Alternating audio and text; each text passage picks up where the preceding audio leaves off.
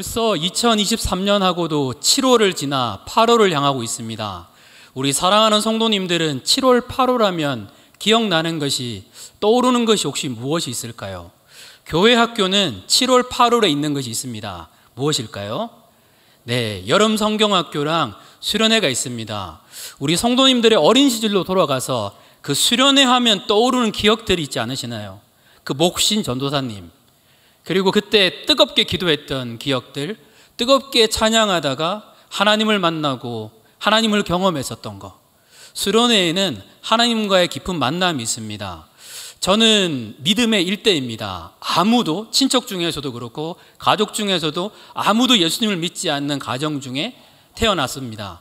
초등학교 3학년 때 친구가 맛있는 거 주니까 여름 성경학교 가자 그래서 친구를 따라서 여름 성경학교에 갔습니다. 무슨 이유인지 모르겠는데 마음은 뜨거웠고 즐거운 마음들이 많이 들었습니다. 그때 선생님이 한 분 계셨는데 그 이름이 좀 특이하셔서 아직도 이름을 기억합니다. 김국수 선생님. 근데 그 선생님의 그 성함이 아니라 그 선생님의 모습이 지금도 기억나는 이유는, 제가 교회를 딱 오면 선생님이 항상 얘기했습니다. 와, 사랑스러운 원철아. 그럴 때 그 따뜻함이 느껴지고, 그 선생님은 편지를 많이 써줬습니다. 그러면서 편지도 쓰시고 카드도 쓰시면서 이런 이야기를 했었습니다. 이건 원철이 너만을 위해서 내가 쓰는 편지야. 알고 보니까 다 썼더라고요. 네, 하지만 그럼에도 불구하고 그 따뜻함이 감동이 되어서 열심히 교회를 나갔습니다. 근데 교회를 열심히 나가는데 이러한 이야기를 들었습니다. 7월부터 12월까지 열심히 교회를 나가면 개근상을 준다. 한번 상 타봐야겠다 해서 열심히, 정말 열심히 교회를 나갔습니다. 비가 오나 눈이 오나 나왔고, 어떤 날은 눈이 많이 와서 교회 학교에 2명 출석했는데 그 중에 1명이 저였습니다. 열심히 교회 나갔습니다. 그리고 이제 드디어 12월 말이 되어서 받을 상을 기대했습니다. 우와, 상이 기다리고 있다 기대했는데 부장 선생님이 앞에 나오셔서 이렇게 얘기하는 겁니다. 우리 앞으로 상에 대한 규정이 바뀌어서 1월부터 12월까지로 기준으로 한다. 기도하고 마치겠습니다. 이런 너무 황당해서 실망감이 엄청 컸습니다. 바로 불교로 바꿨습니다. 그리고 열심히 지냈었습니다. 제게 기독교는 그런 것이었습니다. 종교 중에 하나였었고 선물을 준다 그러기 때문에 간 것이지 그렇게 큰 의미는 없었습니다. 그러다가 시간이 지나고 또다시 우연히 교회를 가게 되었고 그 교회에 수련회에 참여하게 되었습니다. 지금도 그때 전도사님이 했던 말씀은 하나도 기억이 나지 않습니다. 그런데 이유 없이, 이해할 수 없이 나도 모르게 울고 있게 되고 내가 죄인됨에 대해서 고백하게 되었습니다. 하나님을 알고 싶은 마음이 수련회를 끝나고 너무 깊게 다가왔습니다. 기독교 서점을 찾아갔습니다. 보니까 조그만 책이 하나 있더라고요. 지금은 아는 책이지만 사형리라는 책이었습니다. 이 책을 사서 수십 번을 반복해서 읽었습니다. 이 진리를 알고 싶었습니다. 그리고 확신을 내렸습니다. 분명히 하나님은 계시구나. 그분은 살아계신 하나님이구나. 그리고 예수님을 나의 주님, 나의 하나님으로 영접을 했습니다. 그 마음의 기쁨은 상상을 초월했습니다. 그때부터 큐티를 시작하고 예배에 나아가고 하나님을 찬양했습니다. 하나님을 만났던 그러한 기억들, 그 기억들이 이 말씀을 준비하면서 떠오릅니다. 우리 성도님들에게도 그러지 않으시나요? 하나님을 만났던 그러한 기억들. 청년들을 만나면 다양한 질문을 받게 됩니다. 하나님은 살아계신데 왜 세상은 이렇게 타락했는가? 하나님은 정말 존재하는 것이 맞는가? 하나님은 나의 기도에 응답하시는가? 내가 힘들 때에 하나님은 어디에 계시는가? 질문은 중요합니다. 하지만 질문을 해도 답이 보이지 않을 때가 있습니다. 그런데 하나님을 만난 청년들이 좀 다른 이야기를 하게 됩니다. 문제가 해결된 건 아닌데 하나님을 만나게 되니까 응답되었다고, 내 문제가 해결되었다라고 말하는 경우들이 종종 있습니다. 구약 성경에 보면 동일하게 욥이라는 사람이 등장합니다. 욥은 저희가 알다시피 말도 안 되는 고난과 힘든 여정을 걸었습니다. 이 고난의 크기는 이루 말할 수가 없습니다. 그런데 그러한 욥에게 하나님은 오셔서 뭐라고 말씀하셨는가 하면, 욥은 이렇기 때문에 고난을 당했다, 욥은 이렇기 때문에 네가 힘들었다, 이렇게 이야기를 하신 적이 없습니다. 38장부터 42장까지 하나님이 누구신지에 대해서 이야기합니다. 파도를 멈추는 분이 누구시냐? 태양을 만드신 분이 누구시냐? 하나님이 누구신지에 대한 이야기를 하는데, 하나님이 누구신지를 얘기를 듣고 하나님을 만난 욥은 이런 고백을 합니다. 욥기 42장 5절부터 6절 말씀입니다. 같이 읽겠습니다. 내가 주께 대하여 귀로 듣기만 하였사오나 이제는 눈으로 주를 배움나이다. 그러므로 내가 스스로 거둬들이고 티끌과 재 가운데에서 회개하나이다. 완전히 달라졌습니다. 귀로만 들었으나 이제는 눈으로 하나님을 보게 되었다라고 욥은 이야기하고 있습니다. 하나님과의 만남은 욥의 인생 전체를 변화시켰습니다. 우리도 마찬가지입니다. 하나님과의 만남은 우리의 인생 전체를 변화시킵니다. 우리 옆에 있는 분한테 한번 이야기할까요? 하나님의 만남은 우리의 인생 전체를 변화시킵니다. 예. 오늘 본문에는 그 하나님을 만나는 이야기가 기록되어 있습니다. 본문 이사야를 통해서 이 하나님을 만나는 것이 어떤 것인지 같이 한번 살펴봤으면 좋겠습니다. 첫째는 내 마음이 전심이 될 때 하나님을 만난다라는 겁니다. 이사야 6장 1절입니다. 같이 읽겠습니다. 우시야 왕이 죽던 해에 내가 본즉 주께서 높이 들린 보좌에 앉으셨는데 그의 옷자락은 성전에 가득하였고. 이사야는 우시야 왕이 죽던 해에 하나님을 만났습니다. 그러면 이 우시야 왕이 죽던 해라는 것은 굉장히 큰 의미가 있습니다.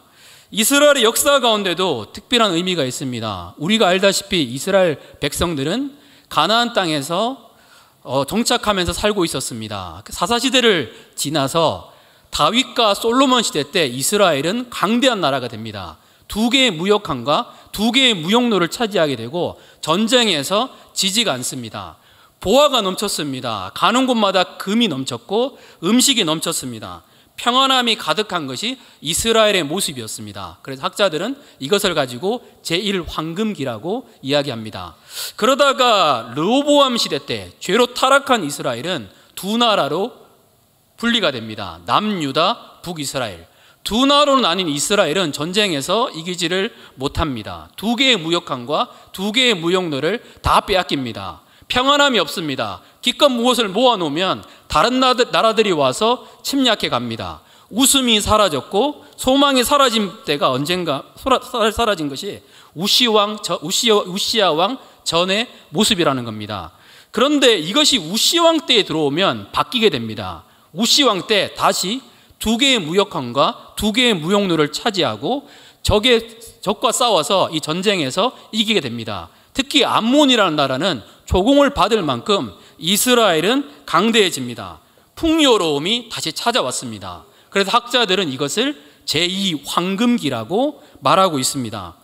우시야는 이스라엘 백성들에게 이런 의미였습니다. 우리의 산성, 우리의 보호막, 우시야만 있으면 되겠다. 우시야는 우리의 소망과 같은 존재다. 그런데 오늘 본문이 뭐라고 얘기할까요? 우시야 왕이 죽던 해에 이스라엘의 백성들의 마음이 어떤 마음이 들까요? 다시 소망이 사라집니다. 두려움밖에 보이지가 않습니다. 그때의 이사야는 눈을 보니까 우시야 왕이 죽던 후가 되니까 눈을 들어보니까 누구를 볼까요? 보좌 위에 앉아서 다스리는 분이 우시야 왕이 아니라 우리 주 하나님이라는 것들을 보게 된다라는 겁니다. 우시야 왕이 통치하는 줄 알았는데 우시야 왕이 통치하는 것이 아니라 보좌 위에 통치하시는 분은 우리 주 하나님, 하나님께서 통치하는 것을 보았습니다. 이사야는 이제 깨닫습니다. 이제 우시야 왕이 죽고 나서야, 내가 의지했던 우시야 왕이 무너지고 난 다음에서야 이제 진짜 하나님을 보게 되고 온 마음을 다해 하나님을 찾게 되고 하나님을 만납니다. 혹시 우리에게도 이러한 우시야가 있지 않나요? 하나님보다 내 삶 속에 더 높아진 거, 내가 힘들고 어려우면 찾는 것이 하나님이 아니라 내가 늘 가는 곳, 어쩌면 내 삶의 테러와 같은 거, 하나님보다 내가 더 의지하는 우시야가 있지 않나요? 이 우시야가 무너졌을 때에 이사야가 하나님을 만난 것처럼 우리도 우시야가 아니라 하나님이 우리가 의지가 될 때 전심으로 하나님을 찾게 되고 하나님을 만나게 됩니다. 김동호 목사님은 로마서 이야기에서 이렇게 이야기합니다. 저에게는 정말 의지가 되고 힘이 된 분이 계십니다. 고 임택진 목사님이라고 이야기를 합니다. 초등학교 2학년 때부터 그 교회에서 살았었고 신학대학원도 졸업했고 전도사 그리고 부목사까지 그곳에서 했었습니다. 그때 그 목사님이 김동호 목사님에게 이런 이야기를 많이 했습니다. 너는 내 아들과 같은 목사야. 목사님의 마음속에서 목사님을 향한 신뢰가 굉장히 컸었습니다. 어느 날 그 목사님이 설교하시다가 혈압이 올라서 단에서 쓰러지셨습니다. 간절히 기도했습니다. 하나님, 우리 목사님 치료해 주세요. 간절히 기도하다가 김동호 목사님이 깨닫습니다. 내가 나도 모르게 하나님의 자리에 우리 목사님이 계셨구나. 하나님을 바라봐야 되는데 내가 목사님을 너무나 의지했구나. 사람을 존중하고 사랑하는 것을 우리가 해야 되지만 하나님 자리에 사람이나 다른 것이 있어서는 안 되는 거였습니다. 그리고 이런 고백을 합니다. 사람 없으면 안 돼, 이것 없으면 안 돼라는 고백을 거두고 이제는 하나님 없으면 안 돼, 하나님만 있으면 돼로 바뀌었습니다. 그 하나님이 전부가 되고 우리의 의지가 되시기를 축복합니다. 두 번째는 무엇일까요? 하나님과의 만남은 우리의 삶에 회개를 불러옵니다. 이사야가 하나님을 만나는 과정을 성경은 이렇게 말합니다. 2절 말씀입니다. 같이 읽겠습니다. 사람들이 모시고 섰는데 각기 6날개가 있어 그 둘로는 자기 얼굴을 가리었고 그 둘로는 자기의 발을 가리었고 그 둘로는 날며. 그 거룩한 하나님의 모습을 표현합니다. 스랍들이 있습니다. 이 스랍들은 하늘의 사자들을 말합니다. 하나님이 너무 거룩하니까 얼굴을 가릴 수밖에 없습니다. 그 거룩함 가운데 가릴 수밖에 없습니다. 만약에 천사가 이렇게 했다가 이렇게 하는 순간 어떻게 될까요? 바로 우리나 이렇게 하나님을 향해서 이렇게 할 수 있지. 이 얘기할 때 좀 웃을 거라 생각했는데 3부 때는 빼야겠습니다. 네. 그리고 두 날개로는 자기 발을 가리웠습니다. 하나님의 거룩하신 몸가짐 앞에, 하나님의 거룩하심 앞에서 우리는 당연히 발을 가릴 수밖에 없는 존재입니다. 두 날개는 날았습니다. 여호와의 명령에 신속히 실행할 수 있는 상태, 준비 상태를 표현하기 위해서 이런 표현을 보여줍니다. 이 천사들이 뭐라고 이야기할까요? 3절 말씀입니다. 같이 읽겠습니다. 서로 불러 이르되 거룩하다 거룩하다 거룩하다 만군의 여호와여 그의 영광이 온 땅에 충만하도다 하더라. 천사들이 외칩니다. 사람들은 외치지 않는데 천사들이 외칩니다. 거룩하다 거룩하다 거룩하다. 최상급 모든 것을 다해서 하나님의 모습을 표현합니다. 만군의 여호와여 그 영광이 온 땅에 충만하도다. 그 하나님이 이사야에게 임했습니다. 4절 말씀입니다. 6장 4절 같이 읽겠습니다. 이같이 화답하는 자의 소리로 말미암아 문지방의 터가 요동하며 성전의 연기가 충만한지라. 문지방의 터가 요동하며 성전의 연기가 충만하더라. 이것은 여호와께서 권능 있게 임하셨음을 표현하는 것입니다. 모세가 시내산에서 하나님을 만났을 때도 동일하게 이러한 모습으로 표현했습니다. 2절부터 4절까지 결국 말씀해 주는 것은 하나님이 이사야에게 찾아오셨다는 겁니다. 그 이사야는 그 하나님을 만나게 됩니다. 하나님과의 만남은 이사야의 인생을 통째로 바꾸었습니다. 우리의 삶도 마찬가지입니다. 탐마샬이라는 분이 하나님을 만났는데 하나님을 만났던 과정을 이렇게 표현합니다. 어느 날 하나님이 찾아오셨습니다. 이 감격과 기쁨은 상상을 초월했습니다. 누군가가 와서 나를 발로 차고 침을 뱉어도 사랑하는 마음은 조금도 바뀌지 않을 거라는 마음이 들었습니다. 하나님을 만나니까 그분의 사랑이 임하니까 세상이 줄 수 없는 기쁨과 평안함이 넘쳤고 누군가가 나를 욕하더라도 이 사랑에도 조금도 변하지 않을 것이라고 말했던 것이 이 목사님의 간증입니다. 사람마다 하나님을 만나는 과정은 다릅니다.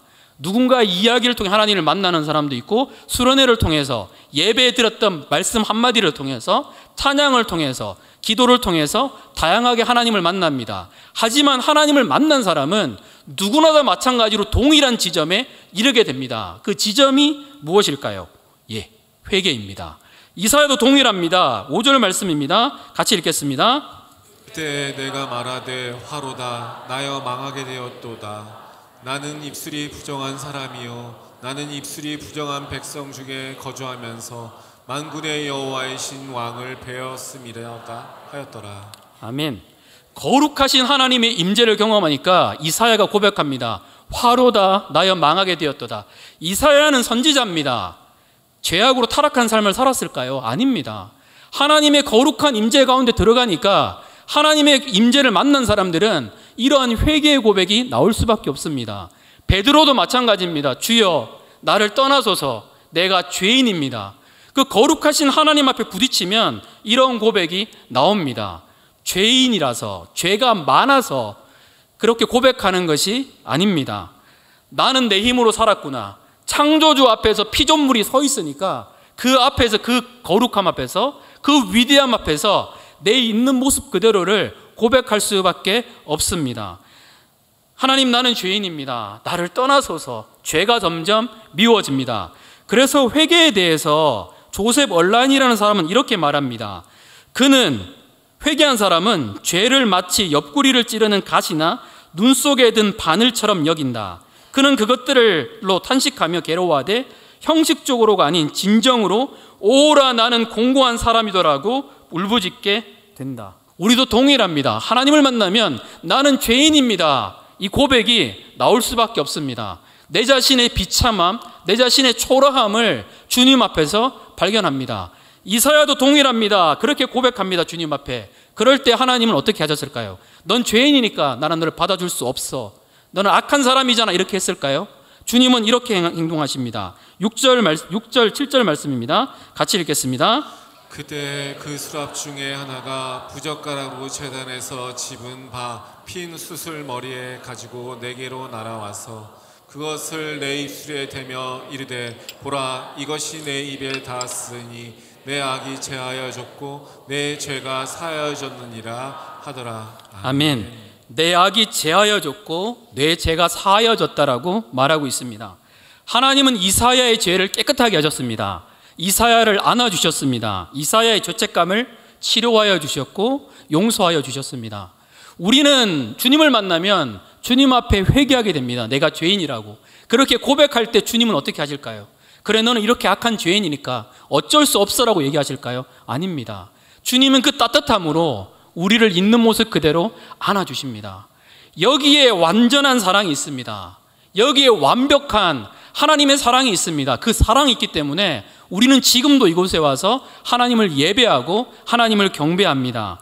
우리는 베드로를 알고 있습니다. 베드로는 예수님의 수제자입니다. 그런데 저희가 알다시피 예수님을 3번 부인했습니다. 원어에 따르면 3번 부인은 저주와 비슷하다라고 볼 수 있습니다. 내가 따랐던 분, 내가 사랑했던 분을 베드로가 부인했습니다. 그리고 베드로가 저주했습니다. 우리는 성경에서 봤지만 실제 우리의 모습이라면 어떨까요? 어쩌면 맨날 하나님을 부인하고 살아가는 우리의 모습도 혹시 있지 않을까요? 그때 주님과 눈이 마주치면 주님 못 볼 것 같은 마음 혹시 안 들까요? 베드로가 이렇게 말합니다. 나 물고기 잡으러 가겠다. 이제 다 포기하는 겁니다. 주님이 사람 낳는 어부 된다고 하셨는데 이제는 어떠한 자신도 없고 주님을 따를 힘도 아무것도 없습니다. 그리고 물고기를 잡고 있을 때 요한복음 21장에 기록된 것처럼 예수님은 찾아오십니다. 예수님은 찾아오셔서 베드로에게 무엇을 말씀했던 걸까요? 야, 네가 수제자인데 어떻게 이런 죄를 지었느냐? 너 어떻게 이럴 수 있느냐? 책망한 것이 아니라 베드로를 보고 말씀하십니다. 네가 나를 사랑하느냐? 이 사랑이 세상에 어디 있는 걸까요? 3번 부인했던 만큼 3번 사랑한다고 고백함을 통해서 베드로의 죄책감과 베드로의 그 아픈 상처를 하나님이 다 치료하여 주십니다. 이 치유된 베드로에게 예수님 말씀하십니다. 너는 나를 따르라. 이제 이 말씀은 예전에 자신 있게 따랐을 때와 완전히 다릅니다. 이제 너는 나를 따르라. 내 힘이 아니라 나를 용서하신, 나를 사랑하신 하나님과의 만난 힘으로 이제 베드로는 예수님을 따르게 됩니다. 우리도 마찬가지입니다. 완전한 사랑이, 완벽한 사랑이 이곳에 있습니다. 하나님의 사랑은 완벽합니다. 우리가 하나님께 나아갈 때 하나님은 외면하는 것이 아니라 반드시 우리를 회복시켜 주시고 새롭게 하십니다. 그래서 자연적으로 나는 죄인입니다. 이 고백이 나올 수밖에 없습니다. 그 하나님을 경험하고 만나시는 우리 성도님들이 되시기를 축복합니다. 마지막 3번째는 하나님과의 만남은 우리에게 소명을 일으킵니다. 이사야는 그 후에 하나님 말씀을 듣습니다. 어떤 말씀일까요? 이사야 6장 8절 말씀입니다. 같이 읽겠습니다. 내가 또 주의 목소리를 들으니 주께서 이르시되 내가 누구를 보내며 누가 우리를 위하여 갈꼬 하시니 그때 내가 이르되 내가 여기 있나이다 나를 보내소서 하였더니. 아멘. 하나님을 만난 이사야에게 하나님 말씀이 들립니다. 이제 들립니다. 하나님을 만나기 전까지 안 들렸는데 하나님을 만나니까 이제 하나님 마음을 느끼니까 하나님의 마음이 어디에 있는지가 이제 들립니다. 주님 뭐라고 이야기하실까요? 내가 누구를 보내며 누가 우리를 위하여 갈꼬? 이렇게 말씀하고 있습니다. 그럴 때 이사야가 어떻게 대답했던 걸까요? 주님, 내가 여기 있습니다. 나를 보내소서. 하나님을 만난 이사야는 이제 하나님의 마음을 아는 어른이 되었습니다. 이제 하나님과 함께하고 싶은 사람이 되었습니다. 이 길이 힘든 길입니다. 하지만 그럼에도 불구하고 이사야는 담대하게 주님과 함께 가겠다라고 이야기합니다. 만약에 이사야가 하나님을 만나지 않았다, 회개하지 않았다 그러면 어떻게 대답했을까요? 내가 누구를 보내며 누가 우리를 위하여 갈꼬 했을 때 뭐라고 대답했던 걸까요? 주님, 내가 여기 있습니다. 쟤를 보내소서. 이렇게 하지 않았을까요? 근데 주님을 만났던 은혜가 너무 컸으니까 나를 보내소서라고 이사야는 고백하고 있습니다. 이사야는 앞으로 유다의 완악한 자들에게 여호와의 경고와 심판의 메시지를 전해야 합니다. 하지만 그 길에 대해서 기꺼이 주님의 말씀에 순종하면서 끝까지 이 소명을 이루는 길을 걷습니다. 그리고 실제로 끝까지 이 길을 걷고 그 길 가운데 있는 주님을 만납니다. 우리는 예수님을 주님이라고 부릅니다. 우리 어떻게 구원받았던 걸까요? 어떤 분이 이렇게 얘기합니다. 예수님 믿어서. 맞습니다. 근데 예수님의 무엇을 믿어서 구원받은 걸까요? 예수님의 존재요? 아닙니다. 창세기부터 요한계시록까지 성경은 동일한 메시지를 전합니다. 우리가 구원받은 것은 예수님이 나의 주님이 되심으로 말미암아, 나의 구세주가 됨으로 말미암아, 우리는 이걸 믿음으로 말미암아 구원을 받습니다. 우리의 삶 가운데 예수님은 주인이십니까? 주인이 바뀔 때에 우리는 진짜 복음이 무엇인지, 진짜 하나님과의 만남이 무엇인지 알게 됩니다. 주인이 바뀌었다는 걸 어떻게 알까요? 내 인생의 가장 중요한 결정할 때 누가 주인이 되는 걸 보면 주인이 바뀌었는지 안 바뀌었는지 알게 됩니다. 주님을 만나게 되면 주의 말씀에 순종하고 싶습니다. 힘들지 않는다는 게 아닙니다. 그 길을 걸어도 힘든데 우리 주님의 사랑을 알게 되니까, 이 사랑이 너무 놀랍게 되니까 그 사랑 가운데 반응하게 되고 힘들고 어려워도 주님의 길 가운데 나가게 됩니다. 그리고 이 길 끝에 계신 그 주님을 만나게 됩니다. 우리 사랑하는 성도님들, 언젠가 우리 다 주님 만나거든요. 그럼 주님 만날 때 혹시 하시고 싶은 말씀이 있으실까요? 어떤 말씀 하고 싶으신가요? 청년들이랑 이렇게 질문을 해봤었습니다. 여러분이 지금 하늘나라 간다면 우리 예수님 만나면 무슨 말 하고 싶으세요? 라고 물어봤습니다. 청년들이 다양하게 대답했습니다. 저는 이렇게 대답했습니다. 하나님 보고 싶었어요. 하나님께 더 영광 드리고 싶었는데 그렇게 살지 못해서 죄송해요. 이것이 떠오르는 거예요. 그러다가 다시 이 말씀을 준비하면서 고민해봤습니다. 나는 지금 하나님을 만나면 무슨 이야기를 할까? 울 것 같아요. 말을 못할 것 같아요. 그냥 주님의 품에 안길 것 같아요. 우리 성도님들은 어떠실까요? 성도님들을 위하여 생명을 주시고 사랑하시고 완벽한 사랑을 보여주신 우리 하나님이 이곳에 계십니다. 여러분 안에 계셔서 영원토록 떠나지 않으시고 우리 성도님들의 삶을 지키시는 그 하나님이 계십니다. 그 따뜻한 사랑에 안겨서 그 따뜻한 사랑을 경험하면서 이 세상을 승리 가운데 나아가시는 우리 성도님 되시기를 축복합니다.